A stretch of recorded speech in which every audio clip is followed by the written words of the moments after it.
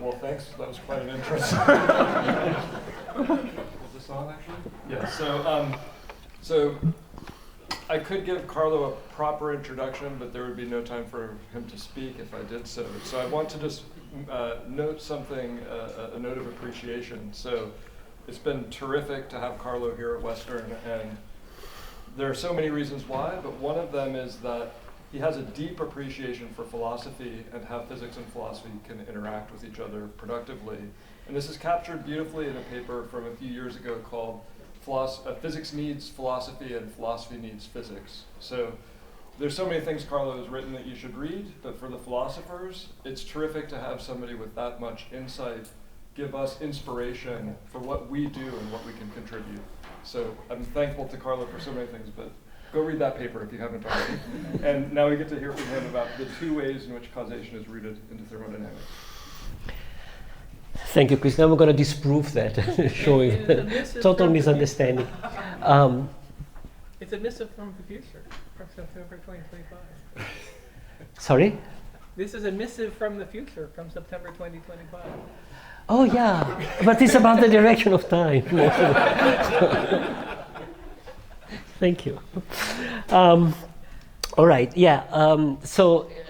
Yes, I have this strong interest in philosophy, and I strongly believe in the reciprocal influence of physics and philosophy. But I'm a physicist, so please take me with all the excuses that a non-philosopher deserve for talking in a philosophy conference, for all the naive things I'm going to say, and so on. Just as a prehistory, what I'm going to talk about is how to.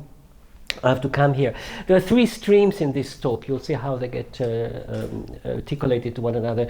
One is the direction of time, so to 25, how we get back in time. And this, of course, is because I do quantum gravity. That's my main job. And quantum gravity forces to change the way we think about time in a number of ways. And a key question has to do with the direction of time, and I've been since long under the influence of one of the two Hugh Prizes, the one of the time. I think his book was one of the great inspiration for thinking about time for me, and through that line I got interested in the question why there are so many traces of the future around us and not as many analogous traces of the past, why there are memories and traces and dinosaur skeleton in the rocks and so on.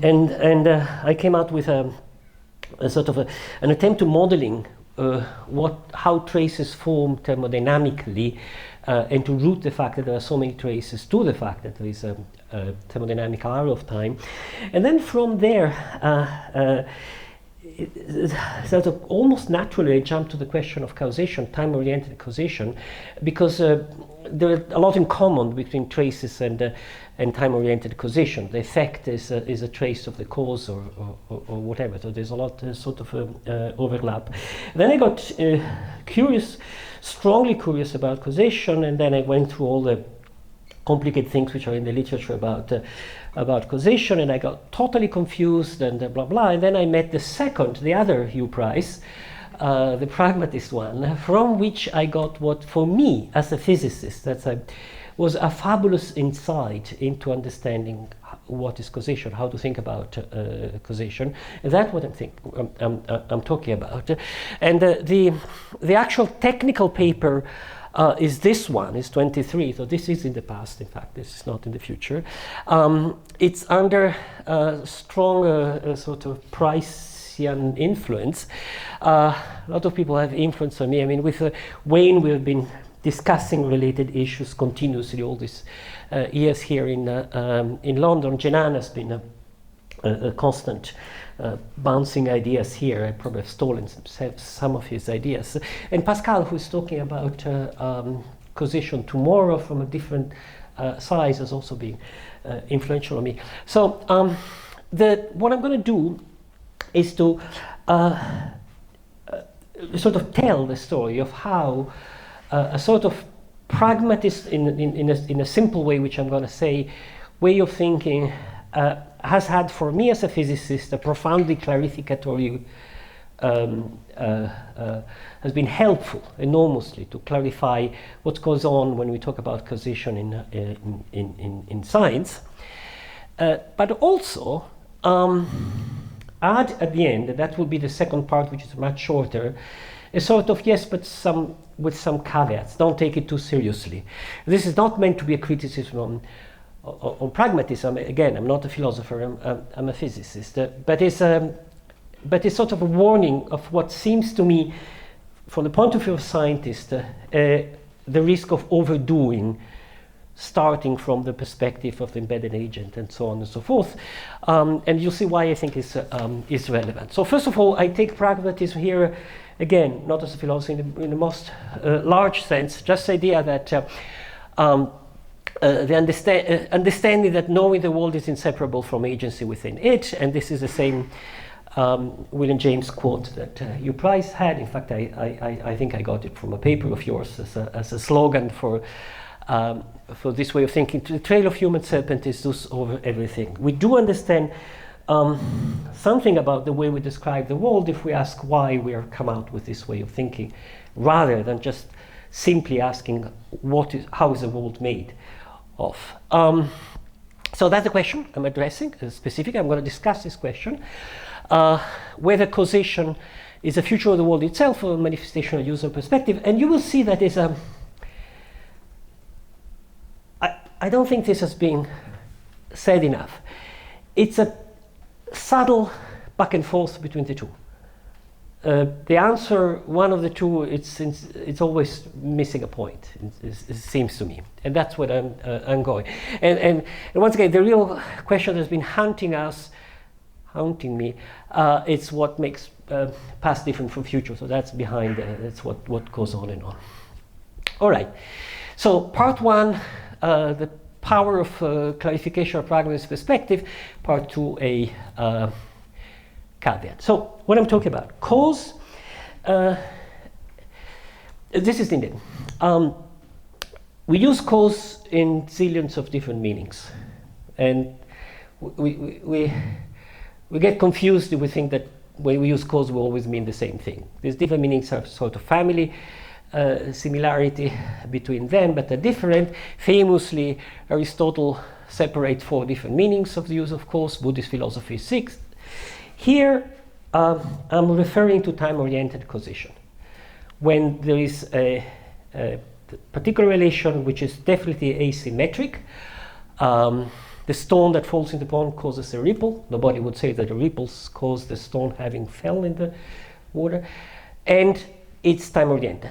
The cause come before the effect. There are other uses of causation. We heard about this morning also came in, which have neither of these two features, but that's a different use of word. It's not a confusion about what causes mean, different uses of the same word. So I'm referring to this time-oriented causation. I'm not defining it because in a sense that's what I'm going to do. And I want to ask a specific question. It definitely has an arrow of time because it's asymmetric and the cause come before effect. So it defines an arrow of time from the past to the future. There's another arrow of time that we have ubiquitous around us, which is that there are reversible phenomena. In fact, it's more than that. Almost every phenomenon we observe, if we observe it carefully, is irreversible. So things we see happening most of the time, except exception, don't happen in time-reversible manner. This is a thermodynamical arrow. Equilibration, somebody calls it the second law of thermodynamics. If I say second law of thermodynamics, Wayne is going to complain and say, no, this is -1 law of thermodynamics. This is equilibration. It's the fact that systems equilibrate and don't disequilibrate by themselves. But that's, whatever you call it, is the thermodynamical arrow of time. And the question is, what is the relation between the thermodynamical arrow of time and the time arrow of causation?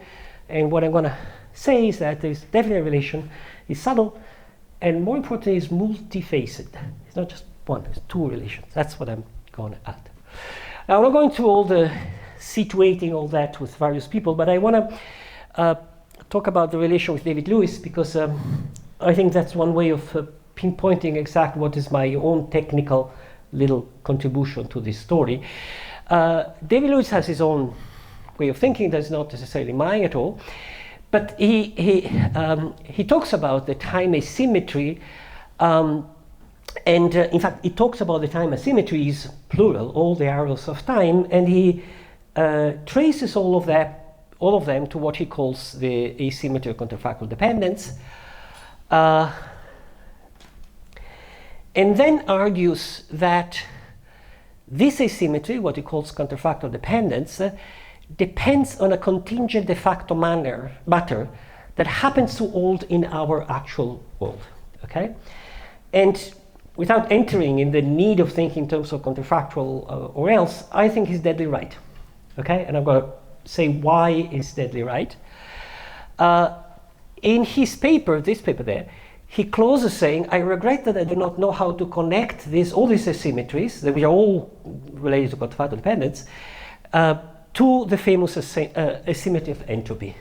So he says, well, presumably there is a connection with equilibration, that's what you mean, but I don't know how to do it. And here I want to do it. I want to do it specifically, precisely, and the but is interesting, okay? Let me skip the rest, including weighing the relation what you are thinking. And now let me give a cartoon historical development, how we got to the current discussion of causation. This is oversimplified, obviously, but one can put the thing in this manner. Hume famously reduces causation to correlation, and says that the only difference between cause and effect is can cause the one that happened first and effect the one that happened late. He's actually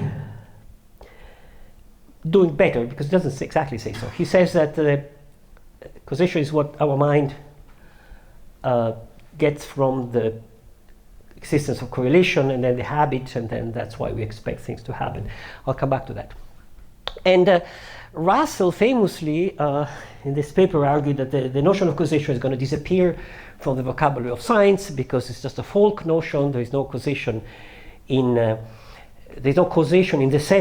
sense of time-oriented causation in science, because what science does is just correlations. He's thinking about physics specifically. It came as a surprise, but all the physical elementary theories are time-symmetric in symmetric under time reversal. And then there is a sense in which Russell is clearly right. Every student of physics reads Russell after having taken and says, of course he's right. I mean, there's no causation in physics, period. There's nothing else to say. I mean, it's just a folk notion for talking about something else. But then, of course, famously Nancy Cartwright argued that not only there's causation is going to disappear from science, but it's the only interesting thing in science. That's what we care about science. And not only that, but we have to carefully distinguish causal correlation from non-causal correlation, right? You go to the hospital, there's a correlation between going to the hospital and dying by lung cancer, and there's a correlation between smoking and dying by lung cancer, but they're different. One of the two, if you tell people not to go to the hospital, they still die. If you tell people not to smoke, they die less. So there's a difference. And this difference, argues her, it's just what interests us. So in science, we are interested in causal correlation in that sense.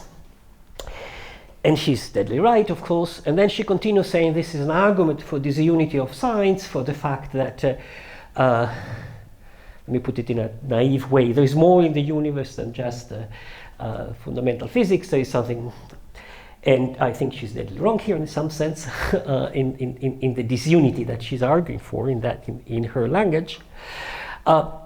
Put this aside, because why? Because there are no, in fundamental physics, there are no cats. But it's not about disunity of science. It's that fundamental physics is not about cats. Okay, cats are a scientific the folk the concept, scientific concepts, and yet they are not in particle physics. But nobody sees this as problematic. And I think that causation is the same. It's like cats. Okay. Okay, so a lot of, most of you know, a lot of clarity came from causal modeling because that's a technique for making clear the distinction between correlation and causation. So there are some correlations which we call causal, which are the ones picked up by causal modeling. Again, many of you knows what causal modeling is. You think in terms of a set of variables which are related by either probabilistic or deterministic relation among themselves, so you know if which combinations are possible or which combinations are probable. And so there are correlations between these, but some correlations are causal. Which ones? Well, the ones that have the following property: if you forget the past correlations of one of them and you change one of them, in the way Judea Peirce in the picture argues, if an agent acts on them, so intervene on them, if you change A and forgetting the past correlation, you ask which one of the future one changes. The one that change are the one that you say are causally related. A is the cause and is a cause, and F is an effect. This is perfect. It's wonderful. It's a bingo capture. Smoking is causally correlated to dying of cancer. If we convince people to smoking less, number of cancer people who die is less. Going to the hospital, no. So that clarifies completely the case. So this seems to cut clear, right? So we know what we mean by correlation. We know what we mean causation. Causation is just a specific kind of correlation, a specific subset of the correlation. But for me, remember, my interest was the direction of time, okay? And correlations, that was the point of Russell, is invariant time reversal. And causation is not. So where does the breaking of time direction came from? Judea Peirce seems to bring the time direction from where? Well, it comes from the very definition, the assumption that if I intervene of A, what changes is the future and not the past. That's an assumption. And now I'm sure you'll say, well, it's not an assumption, that's a fact, right? If I push something, there's a future that changes, not the past. So why do we say so? Okay, where is the ground for saying that an intervention changed the future, not the past? And here come my own contribution specifically, which is in that paper, which is an answer to this question, okay? And the answer is the following. Let's take the quintessential example of cause effect, where you have a pond, flat, you have a stone that falls, and you have ripples. And the ripples are caused by the stone falling. This is not just a correlation, because we can use you can use the causal modeling by asking the difference with the stone falling and without the stone falling. We have physics, so we can work it out exactly. We know what happens if the stone falls, and we know what happens if the stone doesn't fall. So keep the same past. With and without the stone, with the stone there is ripples. Without the stone there is no ripples. Okay. But why do we keep the past fixed? Okay. We could ask exactly the same question the other way around. We know that if the stone falls, with this future there is this past. But we could ask if the stone does not fall, what happened with this future? And physics allows you to give an answer because the laws of physics are invariant. So there is a story here. There's a unique story if you had enough information, right? Something you can ask, you can work out the physics and come out with some story such that, that's a picture, but such that it would evolve into that. So now since we're, all this causal model just seem to explain why there is time-oriented causation has died, has fell. I mean, it's not true. It's just we input a time-oriented question, and of course we got a time-oriented answer. All right? Now you may want to go immediately to pragmatist here, but don't. Wait. Okay? Here are the two alternatives to, let me use here Lewis' idea, to the actual. Okay? These are the two other counterfactual. No intervention, same past. No intervention, same future. These are both possible words. Okay? So where is the... they're not. And that's the point.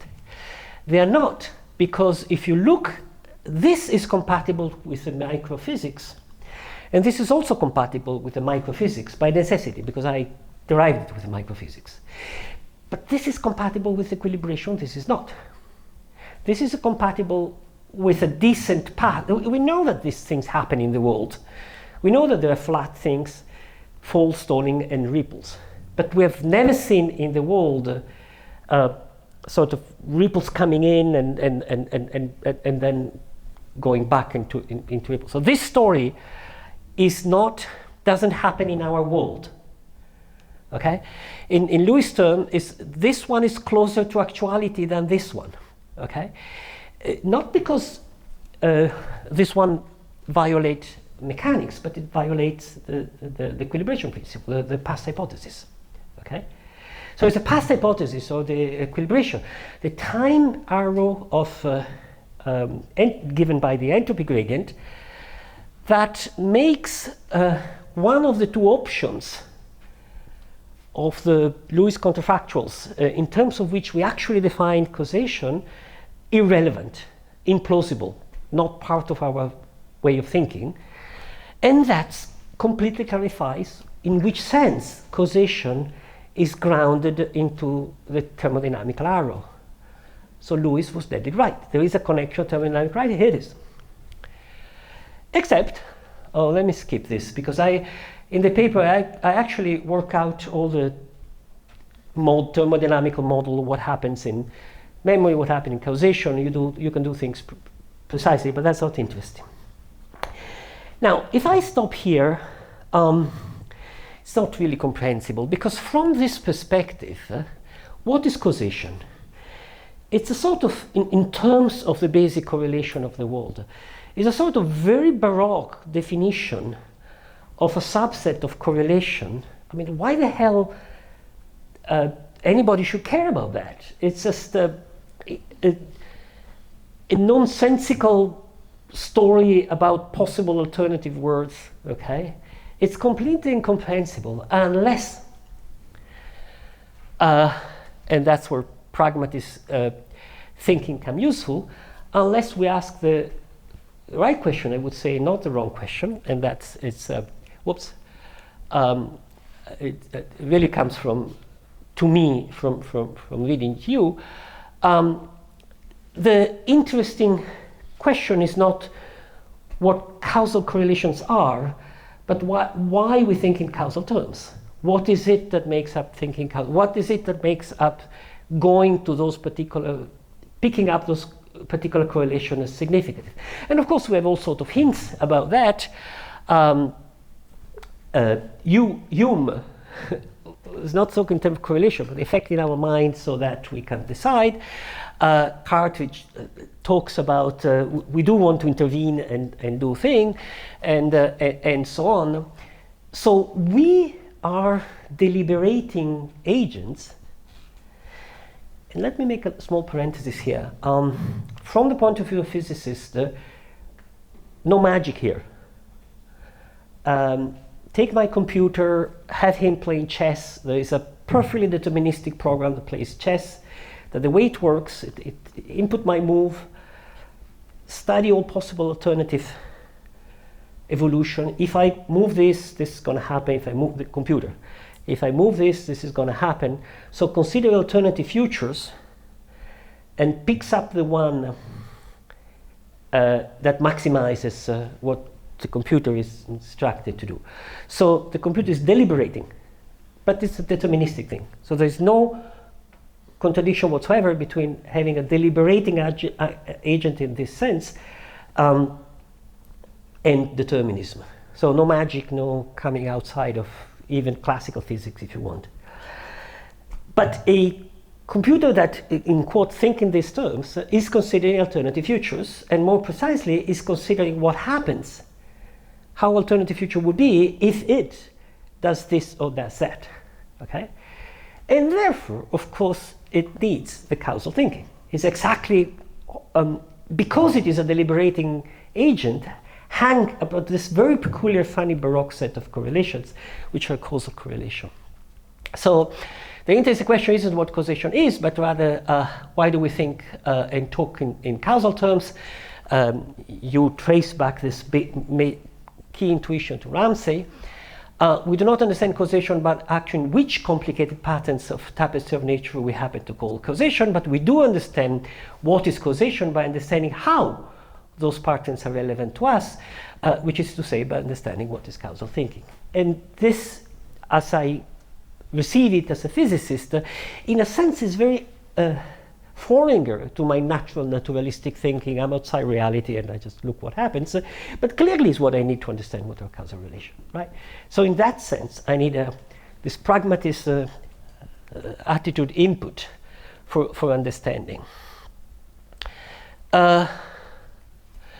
So I just want to go here. No, I want to go here. So in the world, there are, if you keep into account the gradient of entropy, there is something which are causal correlations, okay?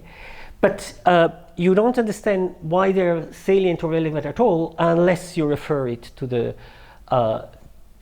existence of deliberating agents like us. So to the ultimate contingencies is ourself, like Ramsey put it. So I think this also came from you for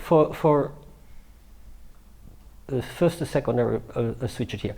For the first, causal relations are in the world, but for the second, causation is something we read into the world. I take away who I disagree with, of course, modeling as usual. But so this is about what's good in pragmatism. And now I want to get to point 2,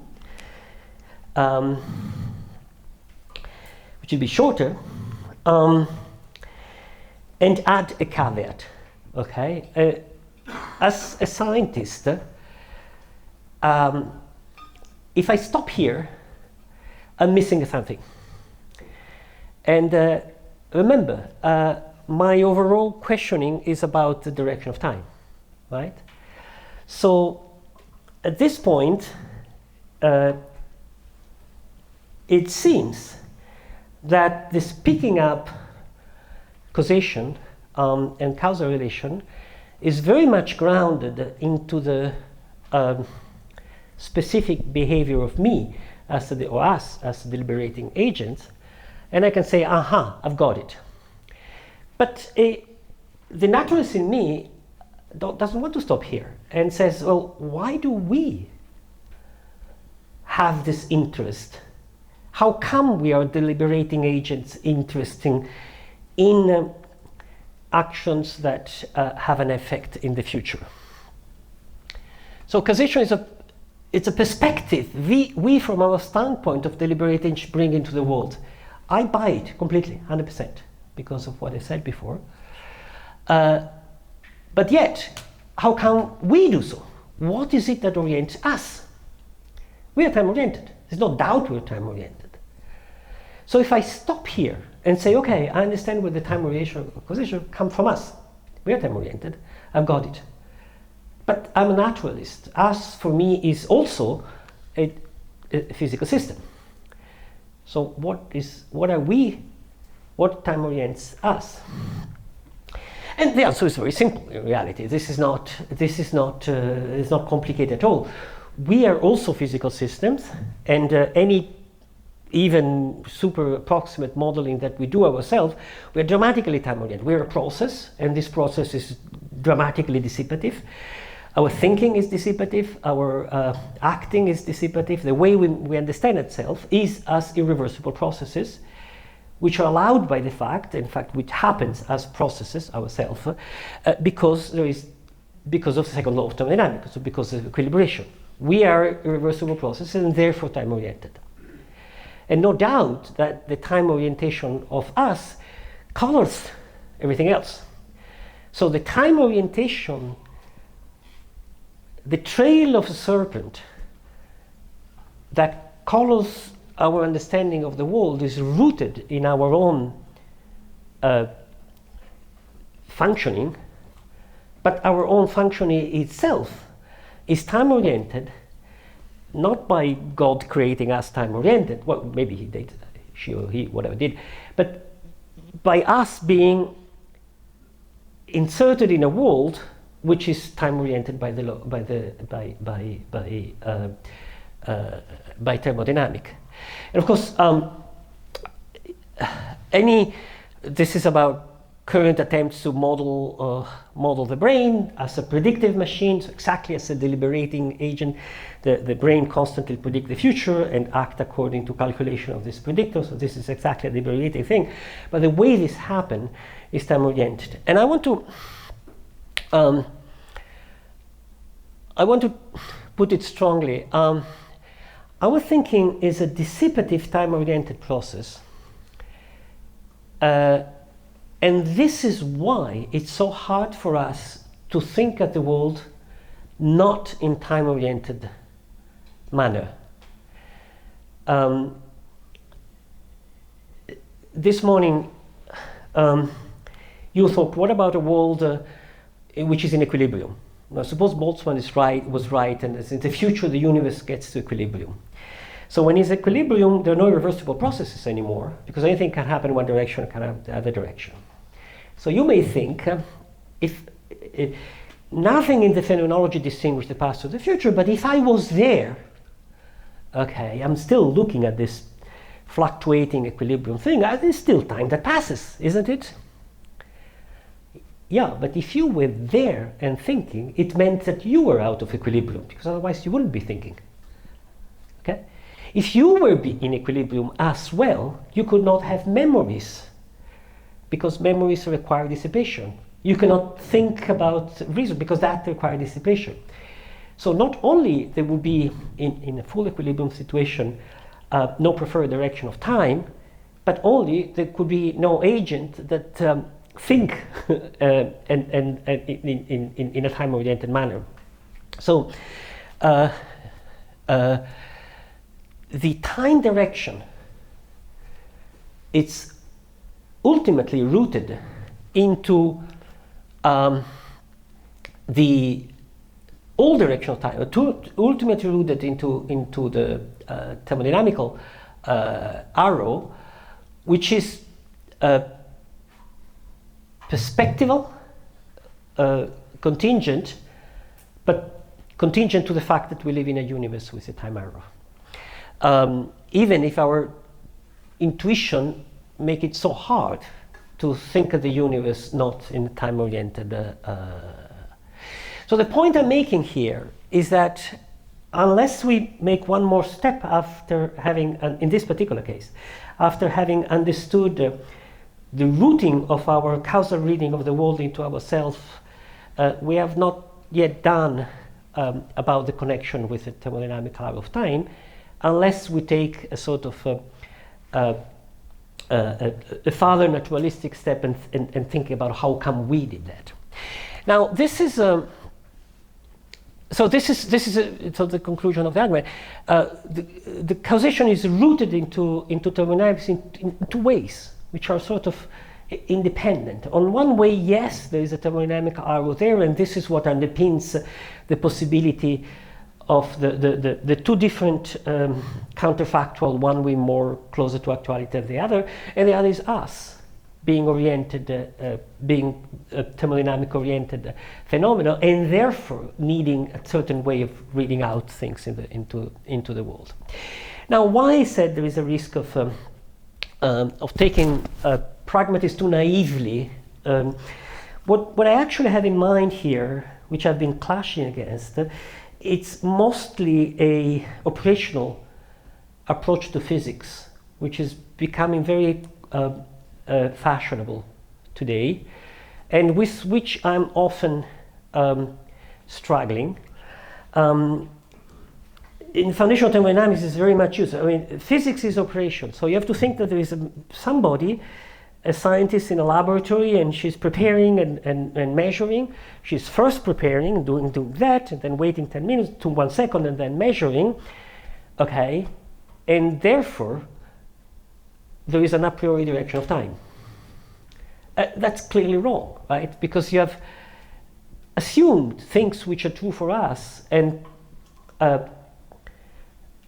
put them into your definition of the problem itself. You forgot to look at your own time-oriented feature as something that you can also understand from the outside. So the trail of the serpent in the world is definitely there. It's also interesting to see what are the feature of the serpent such that the trail there. There's a circularity which is very good here, not negative at all. Stopping at the human and stopping our perspective, keeping account our perspective is crucial, but stopping at that may give a blind spot. The blind spot being assuming us as a starting point.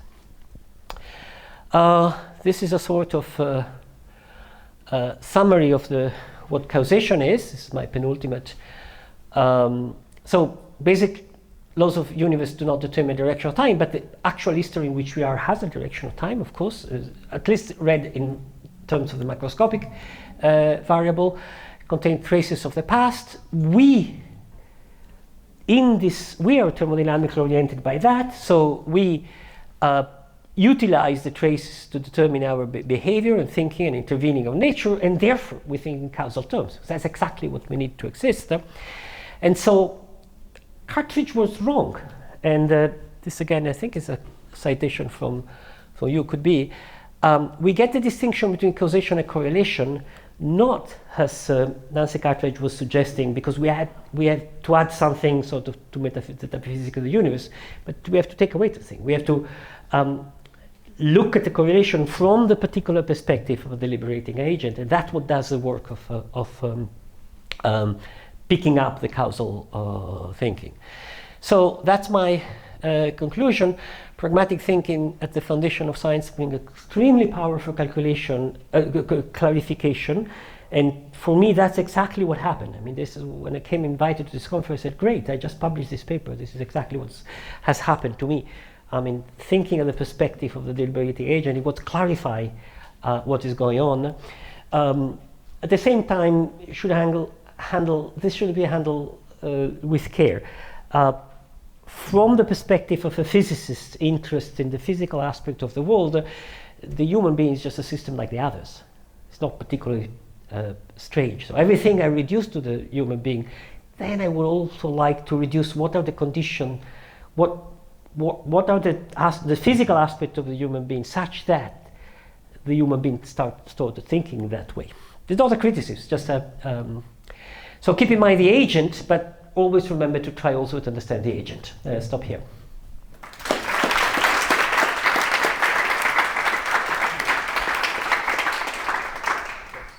Go ahead, Jim. Okay. Very, very interesting talk. But I wanted to just ask a little You said bit. but. What? You said very interesting talk, but.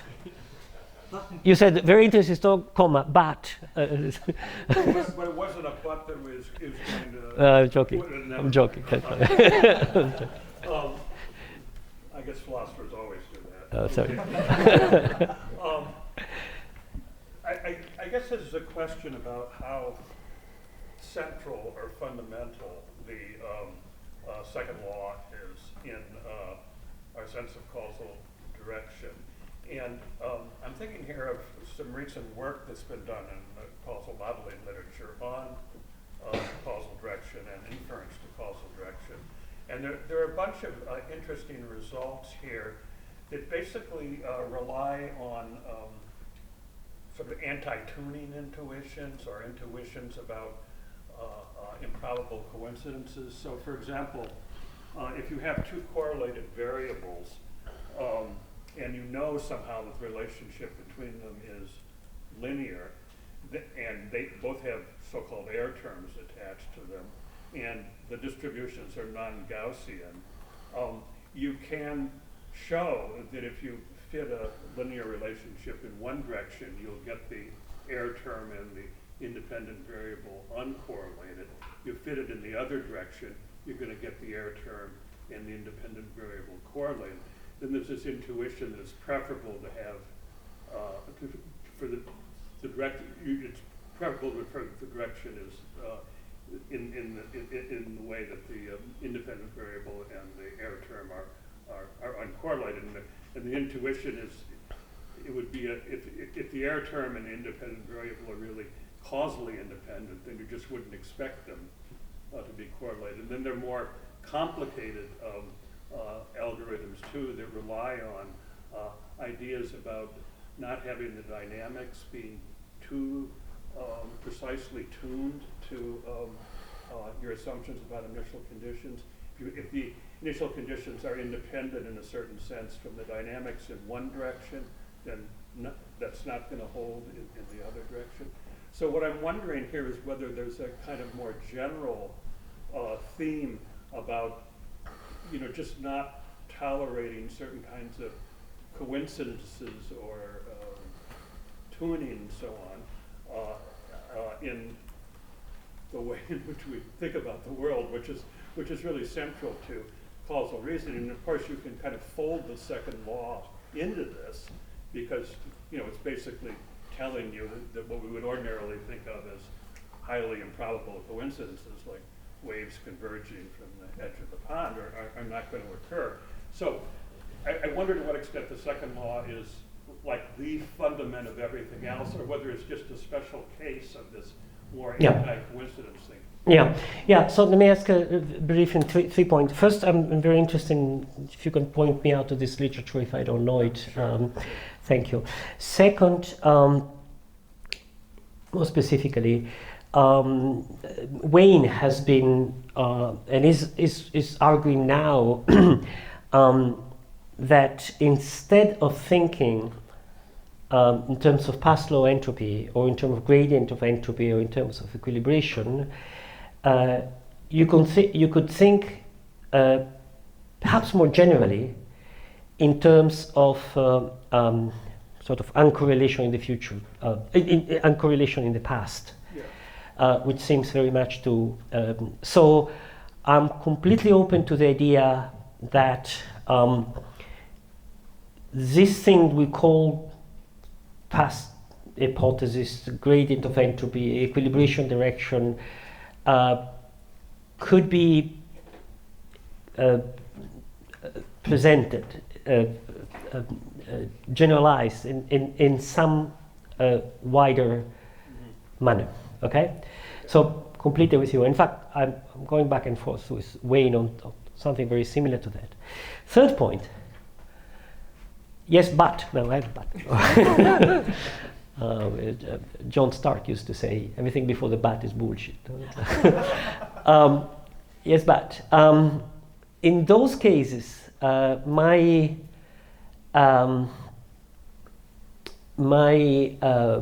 strategy, it's go back to Hugh Price's book, the Archimedes, the book on the direction of time. Good.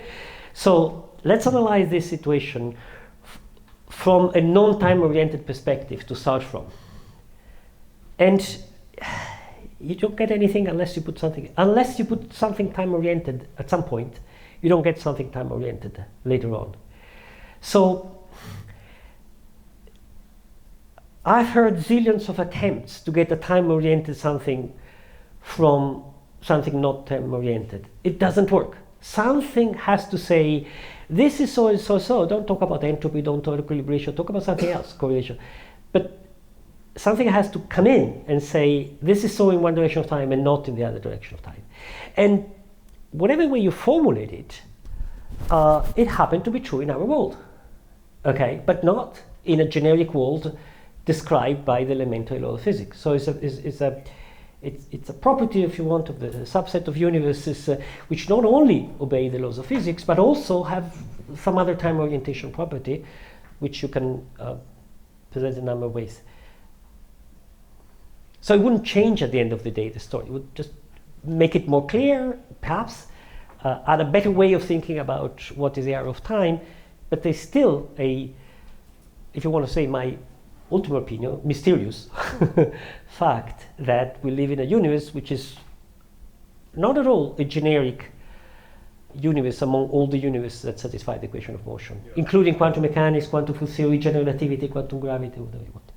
Yeah, I think this literature is not an attempt to answer yes. about the direction of time. It's yes. more about the direction yes. of causation. And then I'm nothing, and then it's fine.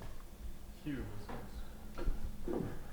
Thank you, Carlo. It's very nice, and I completely agree with you about the try to understand the agent point at the end. Absolutely. The slight disagreement is about your move, as it were, from Lewis to thermodynamics. Well, I wrote a piece a little over 30 years ago now, which was I saw as a response to Lewis, and I argued that the attempt to do things by that path, while it seemed to work at the macroscopic level, that wasn't enough, because we have, as physicists or as ordinary folk, we have causal intuitions about macroscopic systems, which can be idealized in various ways, including in ways which get rid of the thermodynamic error. But our causal intuitions about those cases are normally just completely seamless. So we need a story for those cases, and the idea that we're projecting from our asymmetric perspective as agent sweeps those cases up very nicely. But once we're doing that for those cases, why not do it for the macroscopic cases as well, and not bother with this diversion of, as it were, reducing the causal asymmetry to the thermodynamic asymmetry in that case. So I think it's a kind of unnecessary epicycle from a sort of deeper pragmatist point of view. Yes, I don't disagree with that. Let me put it this way. If two stones bounce, I mean, suppose I have a stone moving here, another one hits it and then moves it. I am going to use the language, the cause of this moving is the other one having hit it, in a context in which there's not thermodynamics, it's just dynamics. I would say, and I expect you to agree, that yes, of course we use that language because we're, in that case, we're really using our own time orientation to describe a phenomenon that by itself wouldn't have a time orientation because it's exactly the same phenomenon kind of backward, and then we would say that it's the other stone that blah, blah. So yes, that's completely clarifying, but that is a quintessential case in which the causal thinking is entirely through one direction and not the other direction. So it's entirely from our oriented reading of the world. They, in that case, come entirely from us, I would say. Right. Yeah. But so my view was that that explanation, once you had it running for those cases, it dealt with the other cases too, where you could identify something asymmetric and thermodynamic behavior.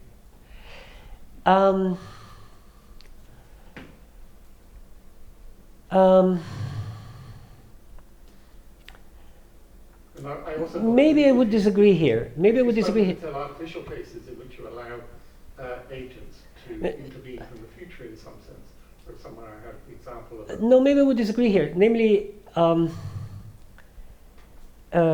you're saying of the two routes in which you're saying of the two routes which I pointed out, it's only the second that matters and not the first. Is that what you're saying? The understanding of causal asymmetry, yes. But the first is there. It's a fact. I know. It's a fact that. And it comes in this other place where you're trying to understand the agent. So it's not like we forget about it. Oh, no. Yeah, I mean, the first direct way. I mean, it is true that if you run in most actual situation of the world, if you ask what would be what would have been the different past with the same future, you're not asking something which is not that is less relevant for us. You also ask something which goes outside the world as we understand it.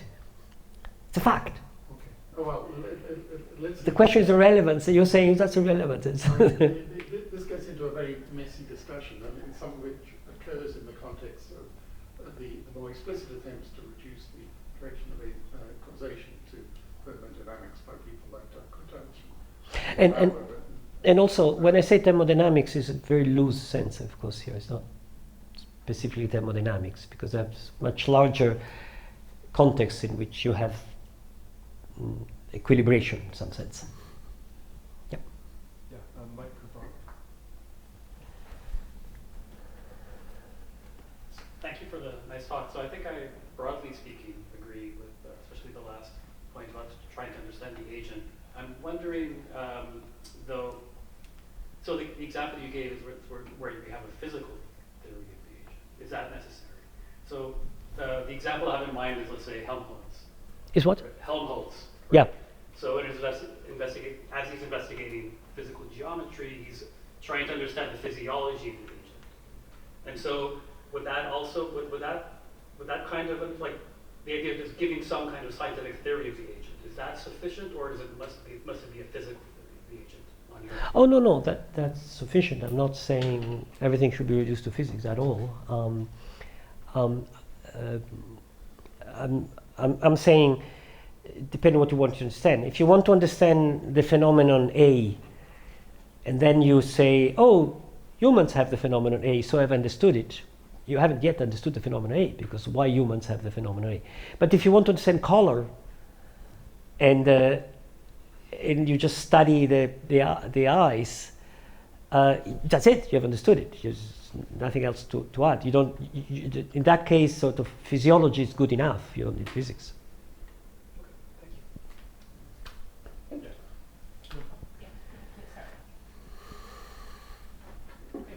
This is a variation. Sorry, this is a variation on the last one. So, how much importance is human in the human serpent? Because if you're kind of thinking about just like physical systems which have some like dissipative structure going on in them, like the direction of time would, in a universe where there are no humans but just like some like machines which have some dissipative structure, internal structure.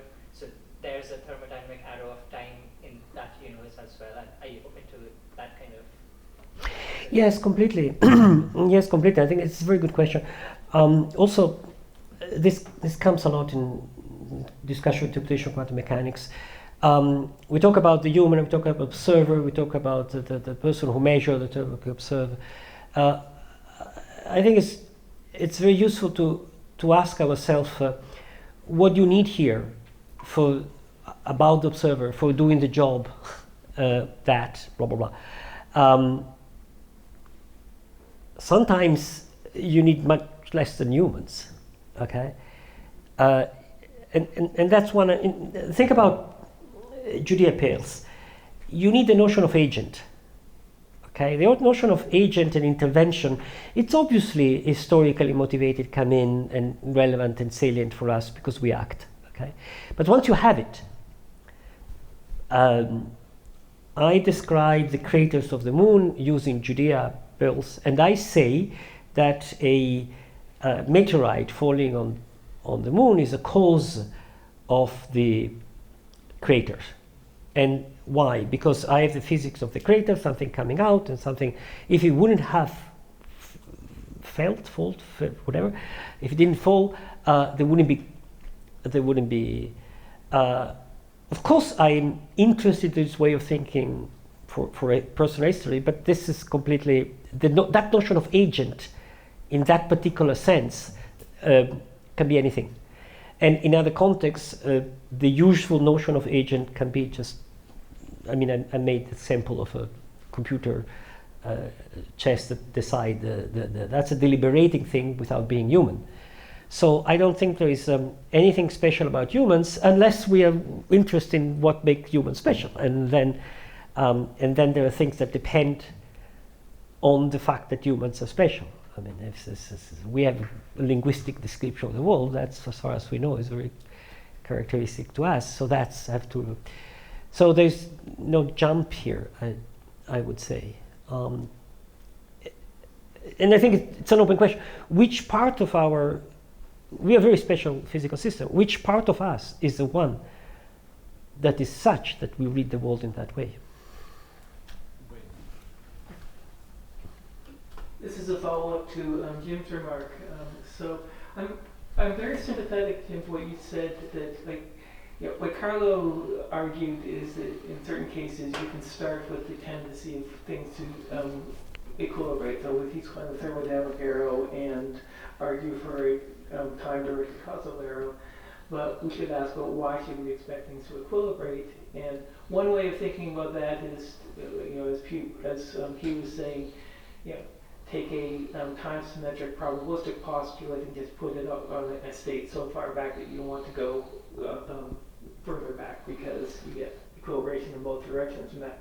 But another way to do it, which is closer to the way Boltzmann thought about the H theorem in the first place, is assume what you said, don't tolerate some kind of coincidences. And that's a probabilistic postulate that you can put on at any time. Right. Not just on special time, right? And you can put it on systems that you don't necessarily think right.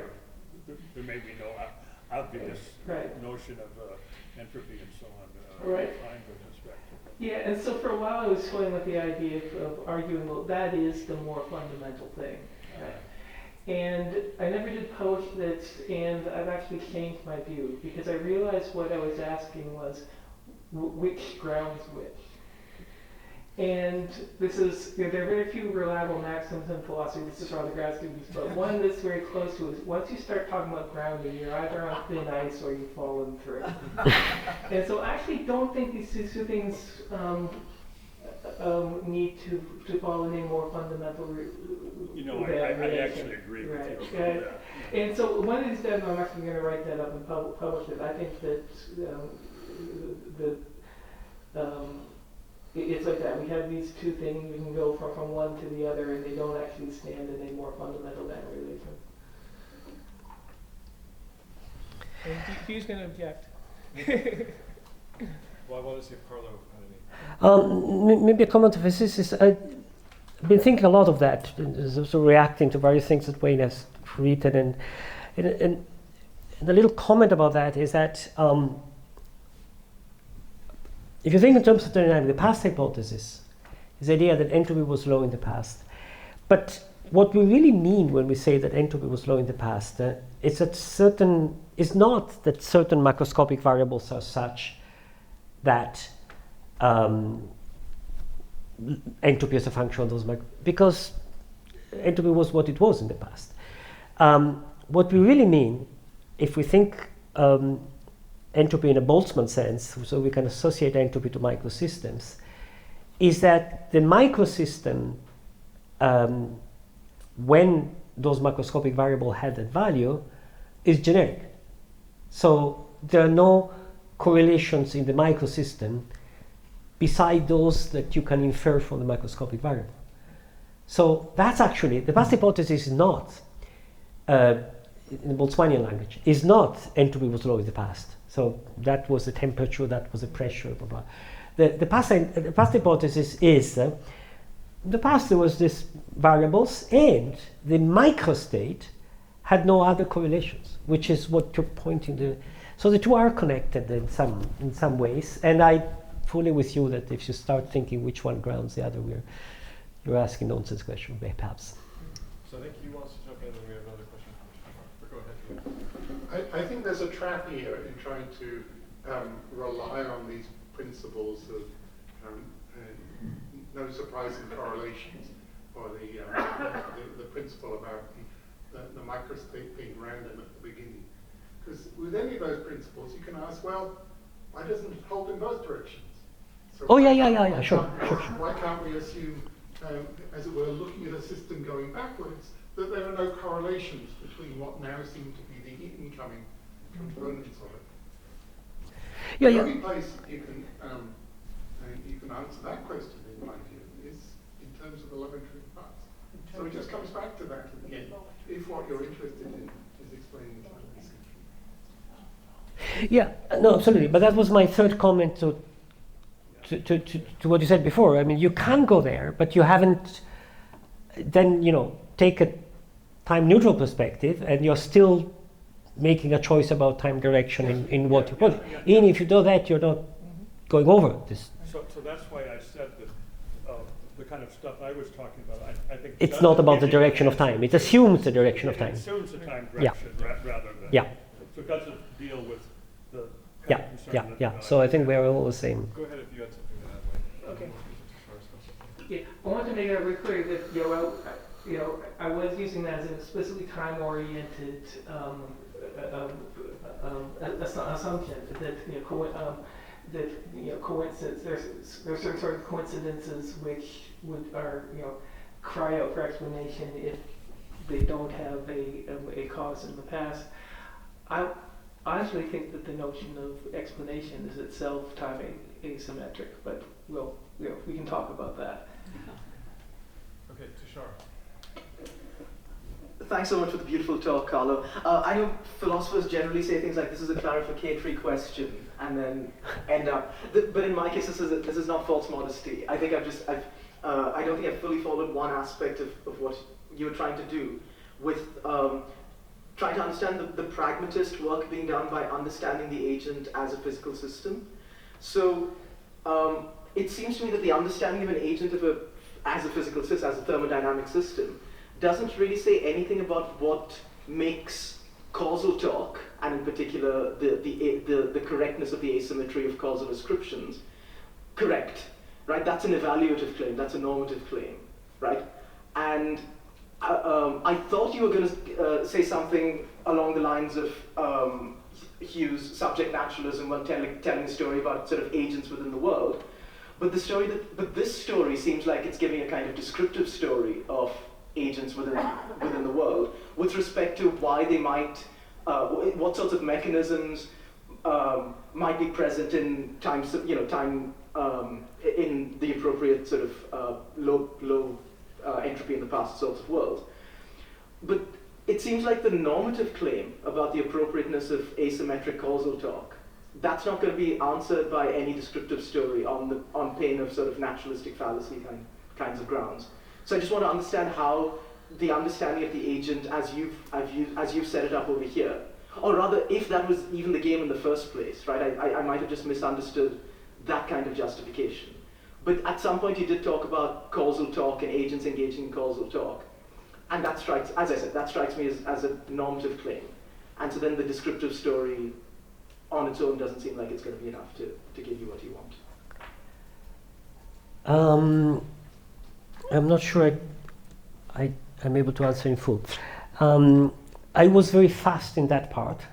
I went very fast, sort of giving it for granted. I may try to fill it just a few words more. There's nothing normative here. Zero. It's just descriptive. An agent such that, how should I, which I can describe as making deliberations, okay? And once again, deliberations are not magic outside physics because my computer deliberates, okay? So the lion that goes into the forest and is an agent because has to decide whether to run after the gazelle, but the gazelle is too fast, so should I go, should I not go? The way the lion thinks, truly, not is very simple. If this, then that. If that, then that. So, in order to do that kind of deliberation, needs a way of thinking about the world in which this intervention has this effect, and this other intervention has this effect. So that was why he does so. Well, because in evolution he could learn how to do so, and therefore it works in evolutionary terms. I mean, I'm just all this is very fast, but that's the way he was thinking. So and how can he do so, which is obviously a time-oriented process? Well, because all what is happening in his brain is time-oriented. There's no problem about time orientation here. Is that a, yeah? That's helpful. Thanks, Carl. Thank But you. I'd like to talk about it a bit more later. That's okay. Great. There are other people in the queue, but we'll have to save the questions for coffee break. So let's thank Carlo. Thank you. Thank you very much.